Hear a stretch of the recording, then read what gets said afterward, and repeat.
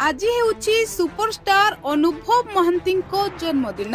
अनुभव को जन्मदिन रे राति 12टारे फोन करथिले वर्षा प्रियदर्शिनी। अनुभव महांती को शुभेच्छा जणाइबा पई वर्षा प्रियदर्शिनी राति 12टारे प्रथमे कॉल करथिले। आउ अनुभव महांती को प्रथमे शुभेच्छा जणाइथिले वर्षा प्रियदर्शिनी। दर्शक बंधु, वर्षा प्रियदर्शिनी अनुभव महांती को भल पाती।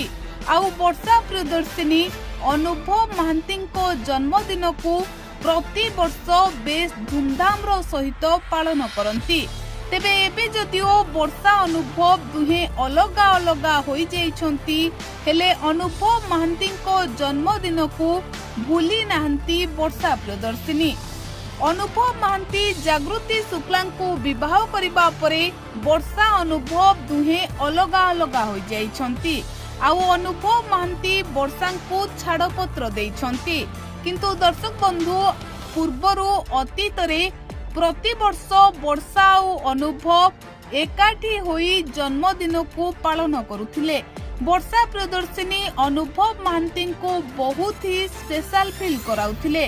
आउ आज जेतेबेले अनुभव महांती को जन्मदिन वर्षा अनुभव को भल पाउथिबा तांको प्रशंसक माने कहउछंती जे वर्षा प्रियदर्शिनी सबु राग रुषा को भूली जाइथिबे।